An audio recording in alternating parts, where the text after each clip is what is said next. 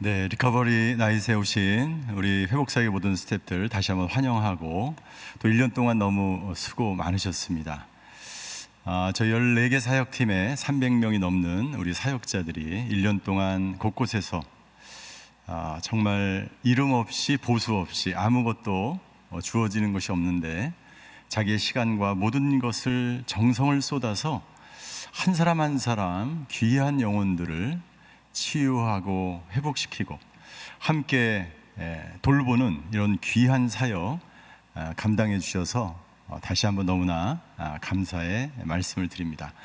1년에 한 번 저희는 모여서 함께 격려하고 축복하고 우리가 절대 혼자가 아니고 우리는 함께 회복의 여정을 걸어가고 있다는 것을 확인하고 그리고 우리가 있는 그 사역의 현장에 예수님이 함께 하신 것을 확인하며 우리가 그 예수님을 통해서 새로운 힘을 얻고 또 내년을 바라보는 그러한 시간이 바로 리커버리 나잇 이 예배의 시간이 아닌가 생각이 듭니다. 저는 리더십 분들과 자주 그 기도 모임을 또 나누고 제가 말씀을 전하는데요. 제가 말씀드렸던 우리 사역의 성공 여부는 무엇인가 라는 질문으로 제 설교를 시작하려고 합니다. 저희는 회복사역이라는 본부 아래 모여 있습니다. 우리 회복사역이 성공하기 위한 그 여부, 첫째, 여기 앉아 계신 모든 스태프분들이 얼마나 예수님을 닮은 영성을 형성했는가. 1년 동안 우리는 열심히 달려왔습니다. 우리는 열심히 사역하고 봉사했습니다. 그 모든 사역과 섬김을 통해서 내 안에 얼마나 예수님의 영성이 형성이 되었는가. 저는 그것이 우리 사역이 성공했는가 실패했는가를 판가름한다고 생각합니다. 얼마나 많은 사람을 우리가 불러 모아서 훈련을 시켰는가가 중요하지 않습니다. 우리를 통해서 얼마나 많은 학생들이 배출됐느냐가 중요한 것이 아니고 한국교회 회복사역을 하는 데가 없는데 온누리 교회만 우리가 이곳에 모여서 회복사역을 하고 있다라고 하는 자부심도 아니고 우리가 이 사역을 1년 동안 해 나가면서 내 안에 얼만큼 예수님을 닮은 모습으로 내가 변화되었는가, 그 여부가 바로 사역의 성공의 여부라고 생각을 하는 거예요. 저희는 헤세드 공동체를 추구합니다. 헤세드 공동체란 모든 사람, 정서적으로 정신적으로 연약한 사람을 그 사람이 어떤 사람이든지 그 사람의 연약함을 품을 수 있는, 사랑으로 돌볼 수 있는 그러한 공동체를 우리는 꿈꿉니다. 우리는 사역을 해나가면서 우리가 얼만큼 그 사람을 품을 수 있었는가. 매년 우리 회복사역에 수많은 사람들이 찾아옵니다. 훈련을 받습니다. 저는 우리 회복사역에 찾아온 모든 사람들이 예수님의 사랑을 조금이라도 경험하는 그러한 사역이 되었으면 좋겠습니다. 여기 앉아 계신 모든 분들이 그 헤세드 공동체, 예수님의 사랑을 느끼며 체험하며 전하며 함께 울고 함께 웃는 그런 공동체를 각 사역팀마다 만들어 가셨으면 좋겠습니다. 왜냐하면 그것이 예수님이 꿈꾸는 공동체이기 때문입니다. 우리는 어떻게 그런 공동체를 꿈꿀 수 있을까? 우리는 사역을 하면서 지치지 않고 우리는 얼마만큼 예수님을 닮은 영성을 형성해 갈 수 있을까? 제가 저희 리더십 단톡방에 드라마 한 편을 같이 보자고 말씀을 드렸습니다. 그 드라마 제목은 정신병동에도 아침이 와요라는 드라마입니다. 다 보셨나요? 네, 봐주셔서 감사합니다. 저는 그 드라마를 보면서 그 박보영이라는 정신과 간호사가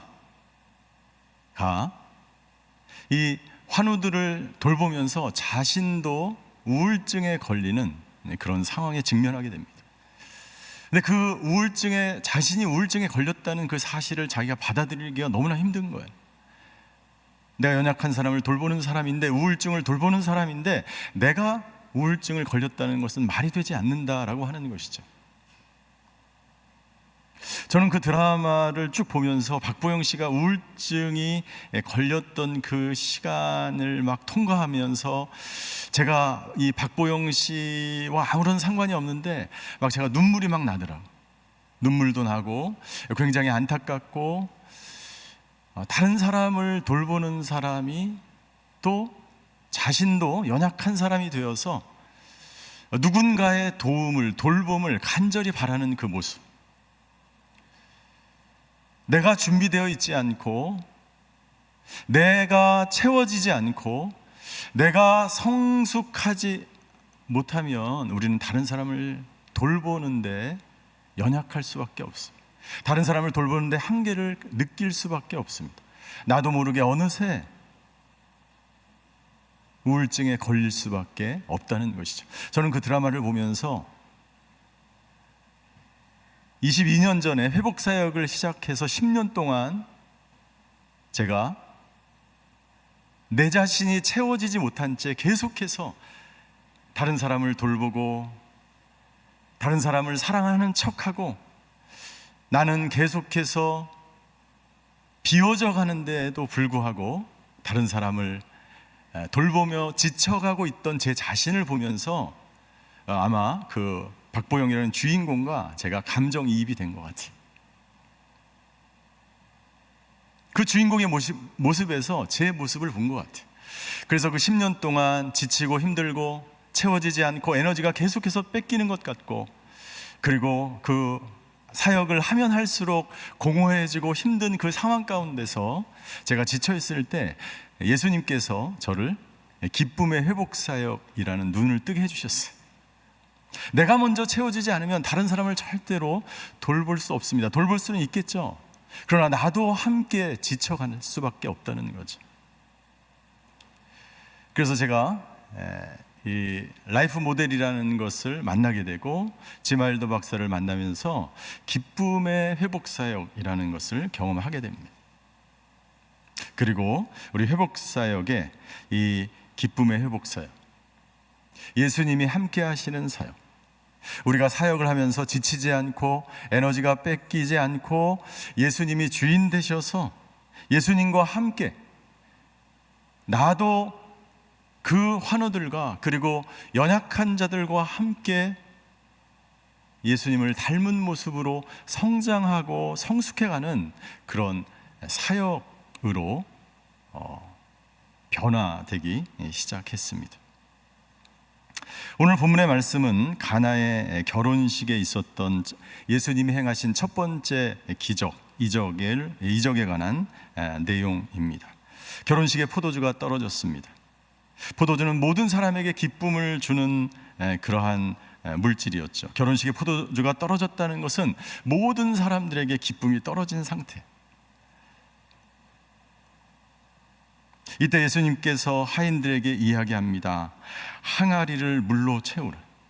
저는 이 본문을 묵상하면서 다음과 같은 묵상을 하게 되었습니다. 첫 번째, 내 항아리에 물이 채워져 있는 것.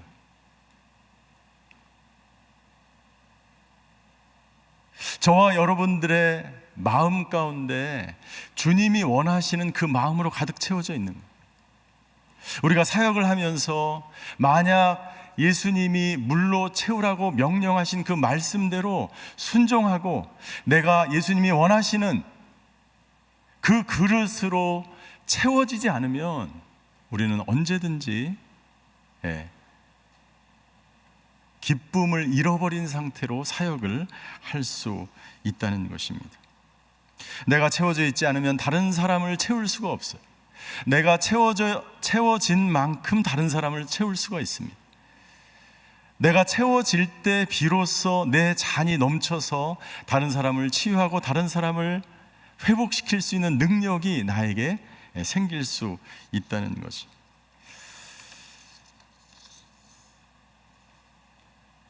그렇다면 내 항아리를 무엇으로 채울 것인가?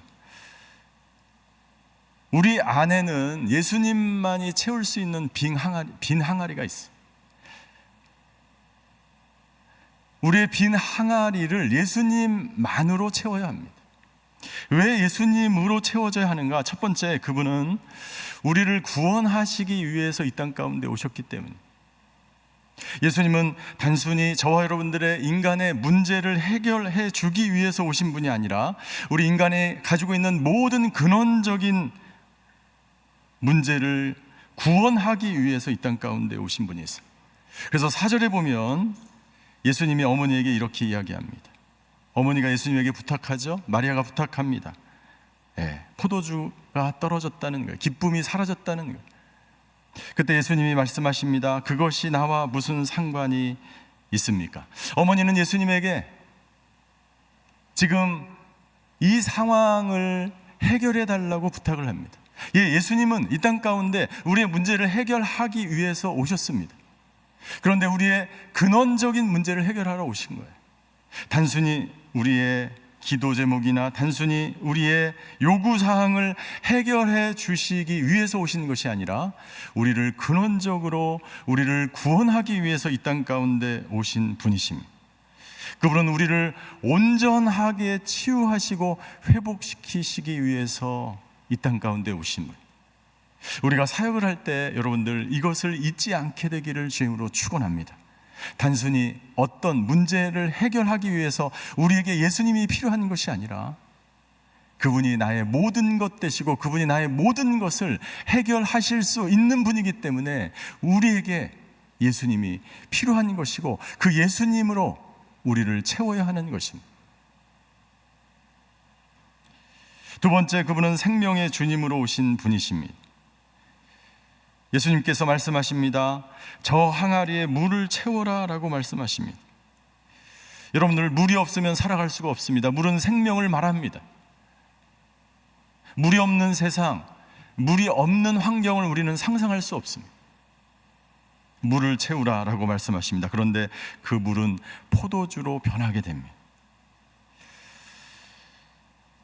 두 번째, 세 번째, 예수님은 창조주 하나님으로 이 땅 가운데 오신 분이세요. 8절에 보니까 이렇게 예수님이 말씀하십니다. 물을 떠서 잔치의 책임자에게 갖다 주라.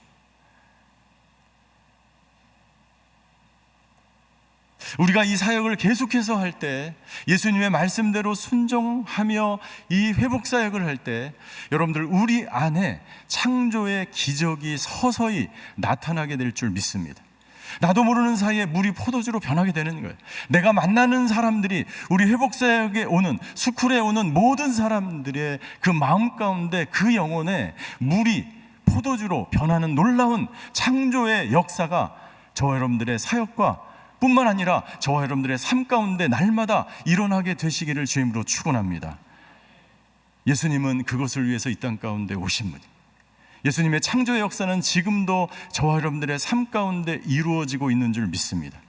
그리고 예수님이 그 사역을 계속해서 해 오셨기 때문에 우리 회복사역은 지금까지 건강하게 이 사역을 감당하게 된 줄 믿습니다.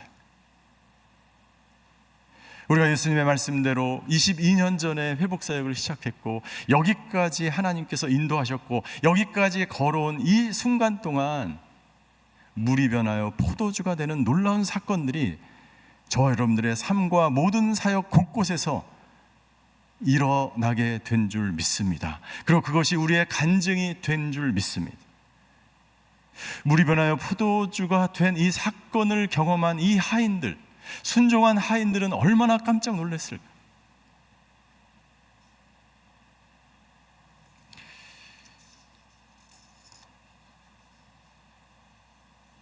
그리고 예수님은 이 사건 이후에 요한복음 4장에 가서 사마리아 성 수가성에서 또 한 여인을 만나게 됩니다.